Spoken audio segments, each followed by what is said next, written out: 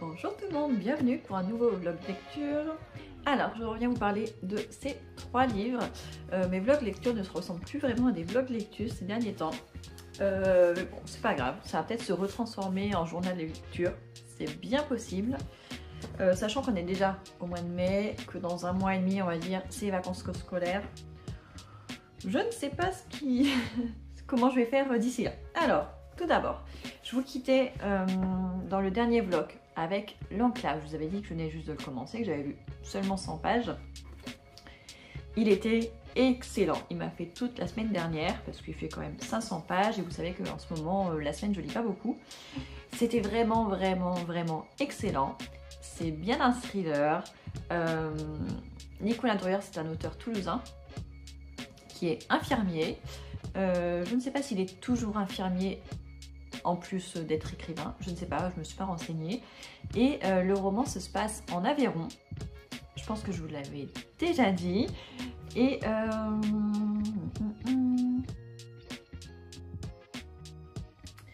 je vais vous lire la 4e de couverture parce que j'ai peur de vous révéler trop de choses. C'est pas... Alors c'est une histoire qui n'est pas compliquée, elle est simple, mais moi c'est un livre que j'ai adoré et je ne voudrais pas vous en révéler trop. Je veux vous donner envie de le lire, mais je ne veux pas vous spoiler, donc c'est un peu compliqué. Sur l'Enclave, tout a été dit. Qu'elle serait une zone blanche perdue dans la vallée du Lot, qu'on y vivrait en parfaite autonomie, qu'une créature y régnerait sans partage. Tout a été dit, mais on préfère se taire.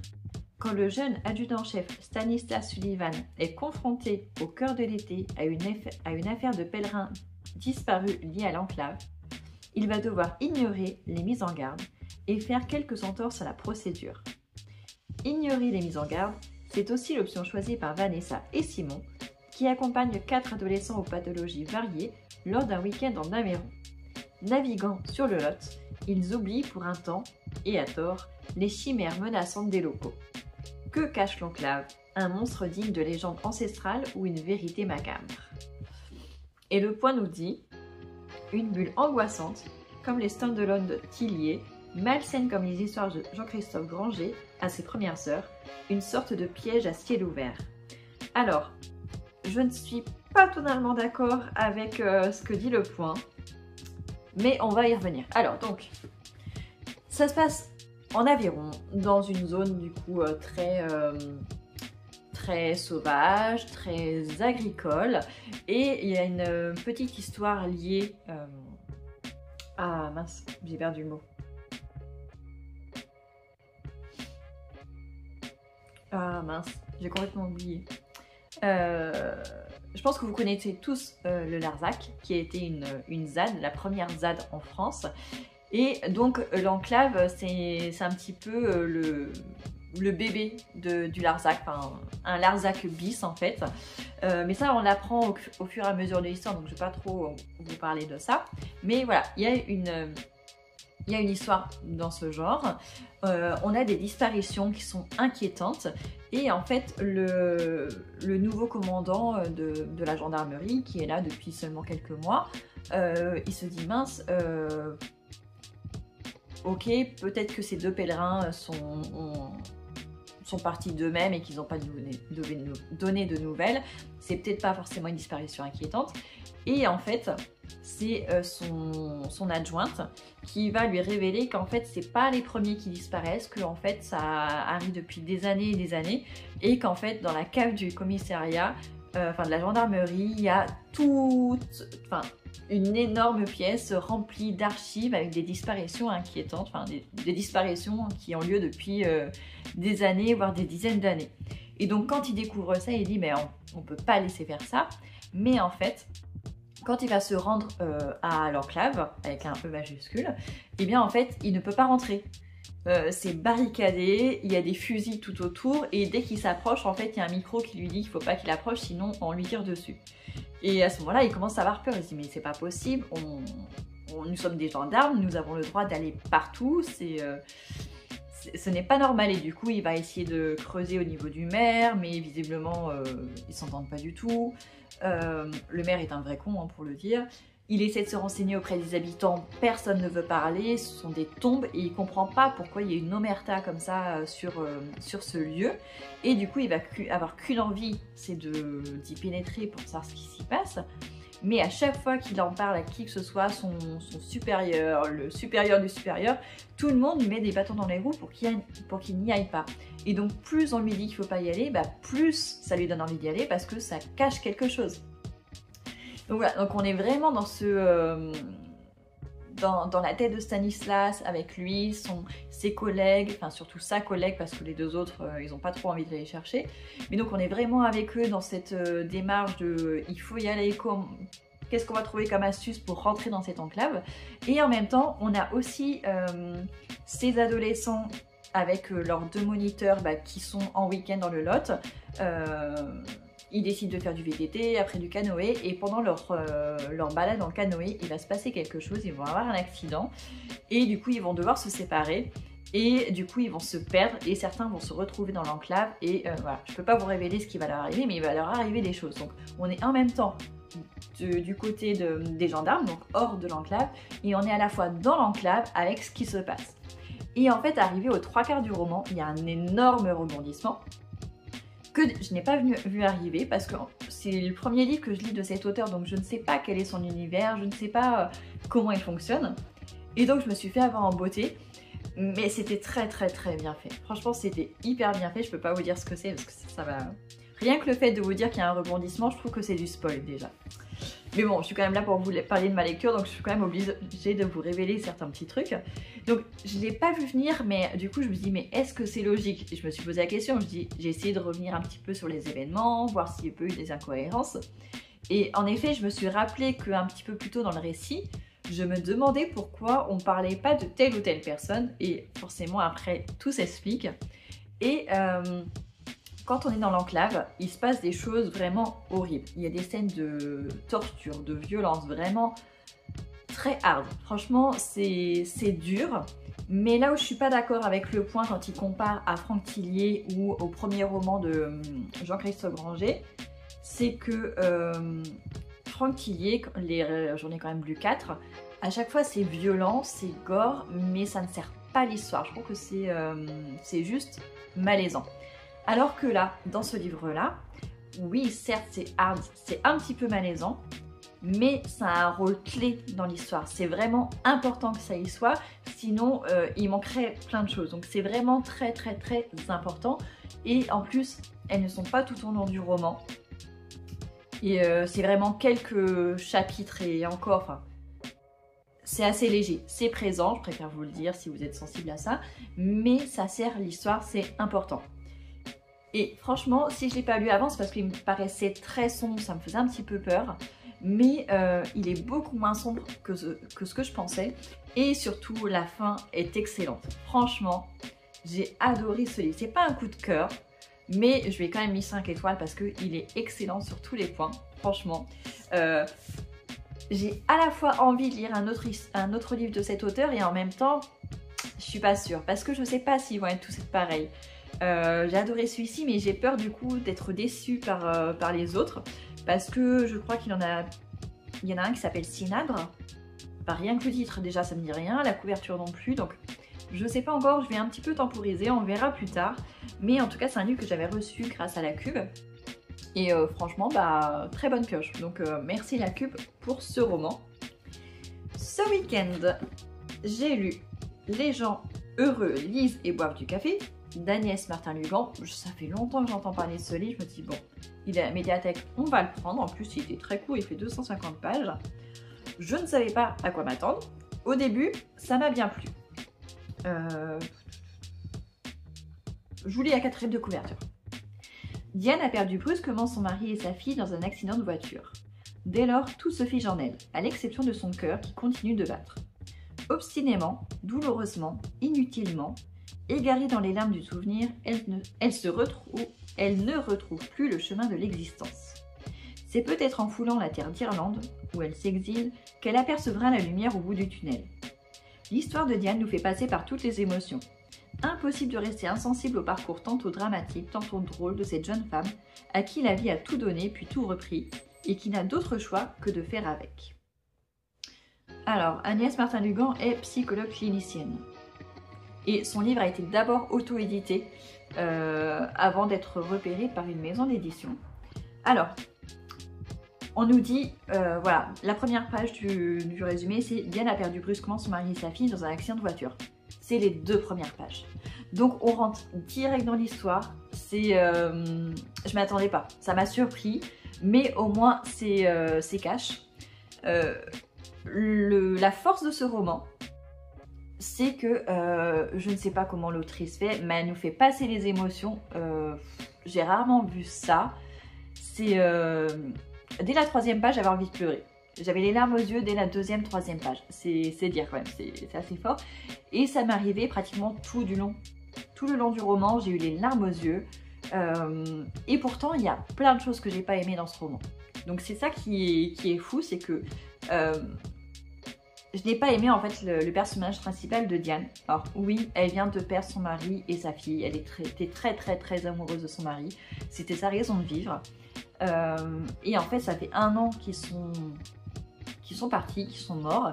Et elle ne s'en remet pas. Elle passe ses journées dans son appartement. Elle ne sort plus. Elle ne travaille plus. C'est son associé parce qu'en fait, elle tient un café-librairie.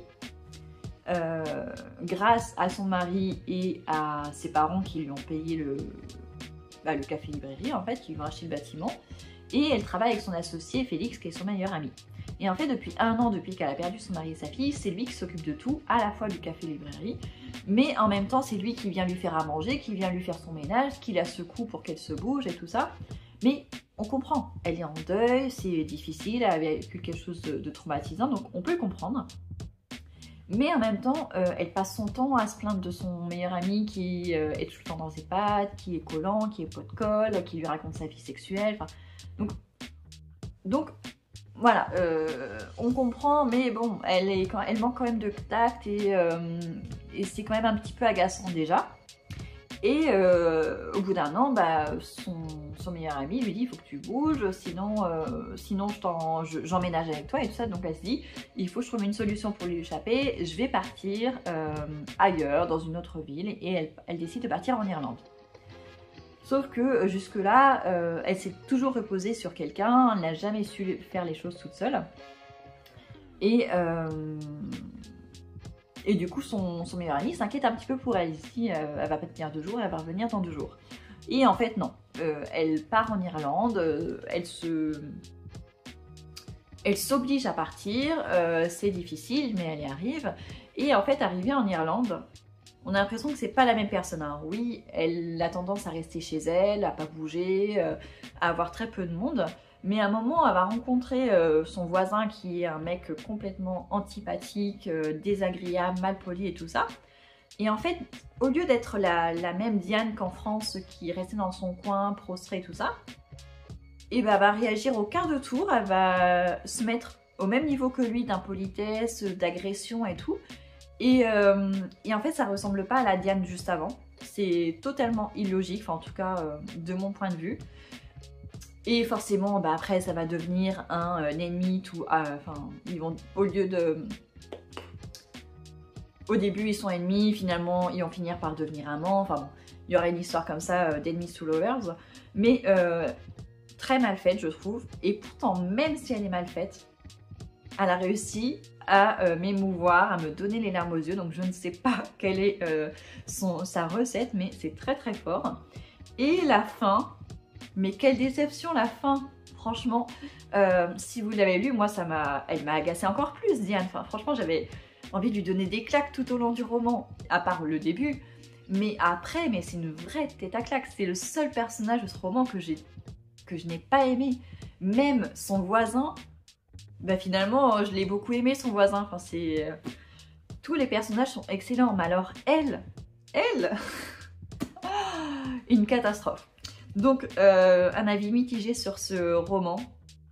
Et en plus, les gens heureux lisent et boivent du café. Il n'est pratiquement jamais question de lecture, à part le fait qu'on sache qu'elle a un café-librairie, mais elle n'y va jamais. Elle l'a complètement abandonné. Et en fait, elle passe son temps à fumer. Mais tout le long, elle fume clope sur clope. Ça m'a agacée. Franchement, ce côté-là, ça m'a agacée. Mais pourtant, il a réussi à m'émouvoir comme pas beaucoup de romans et comme pas beaucoup d'autrices ou d'auteurs savent le faire. Donc voilà, donc je vous laisserai vous faire votre propre opinion sur ce livre. Et si vous l'avez déjà lu, dites-moi ce que vous en avez pensé. Vraiment, ça m'intéresse. Et en plus, bah, c'était encore un roman sur le deuil. Je les collectionne. Et du coup, hier après-midi, j'ai commencé celui-ci, Un coin d'azur pour deux, d'Emma Sternberg. Donc là, c'est mon roman pour le tour du monde en livre. Pour le mois de mai, il faut lire un auteur ou une autrice allemande.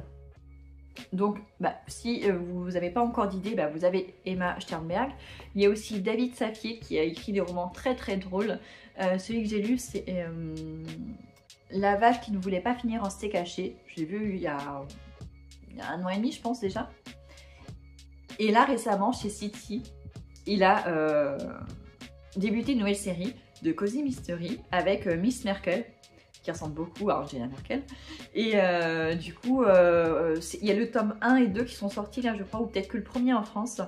Mais du coup, voilà, donc c'est 2 idées que vous pouvez lire si jamais vous voulez faire comme moi le tour du monde en livre.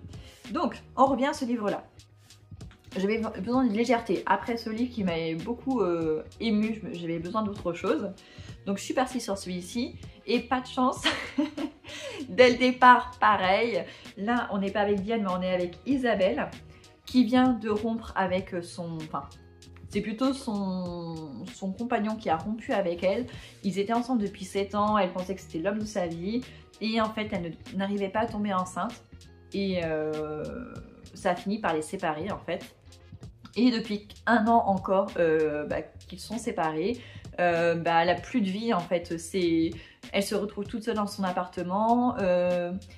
Elle était libraire dans une librairie. Sa patronne a décidé de fermer pour rejoindre son nouvel amoureux, je ne sais plus, en Espagne, oui, à Majorque. Et du coup, a fermé la librairie. Donc Isabelle se retrouve sans travail, enfin presque, parce que c'était un travail qu'elle adorait. Et là, elle se retrouve dans un kiosque en fait, ou à côté d'un métro, où les gens viennent juste acheter un magazine en 2 secondes et basta. Donc c'est plus du tout la même ambiance, donc c'est un métier qu'elle déteste, mais il faut bien qu'elle puisse manger, donc elle n'a pas le choix. Ses meilleures amies, elles sont devenues mamans entre temps, elles ont quitté le quartier parce que l'immobilier coûte très très cher à Berlin, donc elles se sont exilées hors de Berlin. Donc elle se retrouve toute seule, démunie dans son quartier. Et du coup, déjà, ça m'a serré au cœur. Je dis, la pauvre. Et quelques jours après, le dimanche matin, elle a pris pour habitude d'aller boire un café dans le café qui est juste en face de son immeuble, histoire de sortir de chez elle et boire du monde. Et lors de ces dimanches, elle va croiser son ex. Son ex est accompagné de sa nouvelle compagne et elle est enceinte de 6 mois de jumeaux. Et là, ça a achevé Isabelle, mais vraiment. Et je la comprends, la pauvre, enfin, elle n'arrive pas à avoir d'enfant et elle croise son ex qui retrouve l'amour tout de suite, elle tombe enceinte et en plus c'est des jumeaux, donc vraiment la totale. Et ce même jour, en fait, elle se barre avec le journal tellement elle est choquée. Et quand elle retourne chez elle, elle lit ce journal et elle tombe sur une annonce complètement inespérée.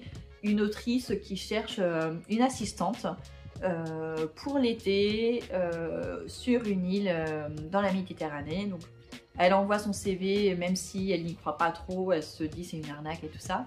Et quelques jours après, elle est recontactée par cette autrice. Et du coup, elle discute un petit peu au téléphone. Le courant passe et donc c'est parti. Elle part pour tout l'été, donc elle quitte son boulot qu'elle n'aime pas. Son appartement, c'est pas un problème, c'est l'héritage de sa grand-mère, donc elle n'a pas de loyer à payer, donc voilà, rien ne la retient à Berlin. Donc elle part comme ça pour 6 mois sur une île méditerranéenne italienne, donc à Capri, pour aider une autrice assez âgée à écrire ses mémoires. Et donc voilà, donc là elle est arrivée à Capri, et franchement ça fait du bien. C'est l'été, on est sur une île méditerranéenne avec les citrons, la chaleur, tout ça. Enfin, franchement, c'est très très chouette. C'est exactement ce dont j'avais besoin là après l'autre roman. J'en suis à 120 pages à peu près et il fait presque 400 pages. Je pense que ça va me faire la semaine. Mais franchement, j'aime beaucoup parce que du coup, on partait de l'Allemagne. Donc déjà, c'est pas la France, on est un petit peu dépaysé. Donc pas forcément avec les mêmes contraintes, les mêmes contraintes de vie. Et puis en plus voilà, elle part l'été en Italie, donc en plus il y a quelques petits mots italiens par-ci par-là, du coup ça me redonne aussi, ça relance mon envie d'apprendre l'italien. Enfin voilà, donc c'est ma lecture actuelle, nous sommes que lundi, donc je pense que ça va me faire toute la semaine. Et après j'enchaînerai avec un service de presse, le tome 2 de Josika, donc le premier c'était En chemin vers l'illégalité. Et là, le tome 2, c'est En chemin vers la clandestinité. Donc, c'est vraiment la suite directe. Donc, je le lirai juste après celui-ci. Donc, je reviendrai en fin de semaine, je pense, vous en parler. Voilà. Alors, nous sommes mercredi matin. Je fais juste un petit point. En fait, il avance très très vite, hein, ce roman. Vous voyez où est-ce que j'en suis? Il doit me rester une centaine de pages, je crois. Ouais, on va dire il me reste une centaine de pages. Même pas 360. Non, même pas. Une cinquantaine de pages. Donc, c'est sûr que je vais finir ce soir. Hier soir, j'étais bien partie. Même lundi soir, franchement, c'est une lecture très très chouette. On a un petit peu de l'histoire. Enfin, ce sont des Allemands qui, pour certains, vivent en Italie. D'autres ont émigré en Italie. Donc, on a l'histoire... on a un petit peu l'histoire du passé de l'écrivaine qui a environ 70 ans, qui a recruté justement Isabelle pour écrire ses mémoires. Et puis on a la découverte, Isabelle qui découvre l'île de Capri, ses habitants et tout ça. Donc franchement, j'aime beaucoup. Les deux femmes s'entendent bien parce qu'elles ont des points communs.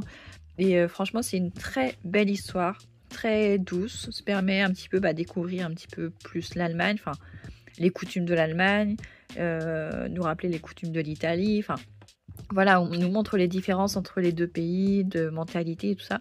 Et honnêtement, j'aime beaucoup, je passe un excellent moment. C'est en plus par moments assez drôle. On a des petites notes en bas quand c'est nécessaire. C'est très rare, mais quand c'est nécessaire, parce que des fois, les mots sont écrits dans le texte à la base en français. Franchement, je peux vous en dire que du bien de ce roman. C'est une très chouette lecture. Donc j'ai hâte d'être ce soir pour le terminer. Et du coup, de commencer une nouvelle lecture. Mais voilà. Mais je reviendrai quand même vous dire mon avis final quand je l'aurai vraiment terminé. Voilà, nous sommes vendredi, donc on va conclure ce vlog. Donc j'ai terminé Un coin d'azur pour deux d'Emma Sternberg. Je vous avais dit, j'avais beaucoup aimé, il me restait une cinquantaine de pages et voilà, la fin était très très bien, c'était une excellente fin. Pour une fois, elle était vraiment comme je le souhaitais, parce que c'est vrai que ces dernières semaines, j'ai eu pas mal de livres où l'histoire était sympa, mais j'avais une grosse déception sur la fin. Là, ça n'a pas été le cas. Honnêtement, j'ai eu peur. Je me dis, ils vont nous faire encore une fin comme je ne les aime pas. Mais en fait, non. Elle était très très bien la fin. Le roman entier était très bien. J'ai beaucoup aimé ce voyage un petit peu en Allemagne et après beaucoup à Capri en Italie. Franchement, si vous ne savez pas quoi lire cet été, c'est vraiment une lecture très très estivale. C'est très sympa, que ce soit à lire au bord de l'eau, sur un transat, à l'ombre, où vous voulez. Franchement, c'est top, même pour cette fin de printemps. Je vous recommande cette autrice. Et donc là, je suis en train de lire un e-book, donc un roman auto-édité, le tome 2 de Josika, donc Sur le chemin de la clandestinité, donc qui est la suite de Sur le chemin de l'illégalité. C'est la suite directe. On aurait même pu en faire un seul roman. C'était un petit peu plus long, mais on aurait pu le faire en une seule fois. Donc là, c'est vraiment la suite directe. Elle est arrivée en Allemagne. Bon, je vous spoil pas trop. Enfin, elle est arrivée en Allemagne. Elle a rejoint un contact qu'elle avait juste avant de quitter la Belgique, qui était censé l'héberger et l'aider à trouver un travail en Allemagne, alors qu'elle ne parle pas la langue. Elle a juste appris un tout petit peu quand elle était au lycée, mais elle ne la parle pas couramment du tout. Et elle est tout de suite mal à l'aise. et on comprend pour... Enfin, au début, je dis bon, elle en fait un petit peu trop. Et après, non, enfin, je me rends compte qu'elle est tombée un petit peu dans un piège où il va être très difficile pour elle, à mon avis, de sortir puisqu'elle ne parle pas la langue. C'est pas comme en Belgique où elle parlait la langue. Là, se retrouver dans un pays dont on ne parle pas la langue, c'est vraiment pas simple. Donc je ne sais pas comment elle va s'en sortir. J'en suis à peu près 30%, donc on va dire presque un tiers. Ça se lit assez vite, il y a beaucoup de dialogues. Même si là, honnêtement, j'ai tendance à lire un petit peu en diagonale. Parce qu'il y a des fois où on est dans ses pensées. Et c'est un peu trop long en fait. Parce qu'en fait, c'est des réminiscences. Des choses qu'elle nous a déjà dit dans le tome 1. Enfin, c'est normal, hein, c'est ça. C'est sa façon de penser, sa façon d'être, ce sont ses doutes et tout ça. Donc c'est normal qu'elle les écrive. Mais pour le coup, moi je trouve ça c'est très redondant. Donc les parties comme ça où on est dans sa tête, finalement j'ai tendance un petit peu à les zapper là dans ce tome 2. Mais ça ne change rien à l'histoire. Hein. Franchement, je veux vraiment voir ce qui se passe après. Donc c'est aussi pour ça. Donc je suis dans celui-ci qui va sûrement être fini, je pense samedi soir. Je pense que samedi soir ça sera terminé. Et donc voilà, et après je ne sais pas encore lequel je lirai, mais je n'ai que l'embarras du choix avec de très bonnes lectures. J'ai très envie de lire le roman de Coralie Fuentes. Il me fait très envie là, après avoir lu celui-ci. D'habitude je ne suis pas du tout romance. Et là ces derniers temps les histoires d'amour ça me plaît bien. Ça me ressemble pas mais ça me fait du bien avec le soleil qui revient et tout, ça fait beaucoup de bien. Donc je pense que ça sera ma prochaine lecture, mais vous le saurez dans le prochain vlog. Je termine ce vlog ici. J'espère que je vous aurai donné envie de lire certains titres. N'hésitez pas à me le dire en commentaire ou me dire ce que vous lisez en ce moment, si vous me le recommandez ou pas. Et donc on se retrouve la semaine prochaine pour un nouveau vlog. Bonne lecture!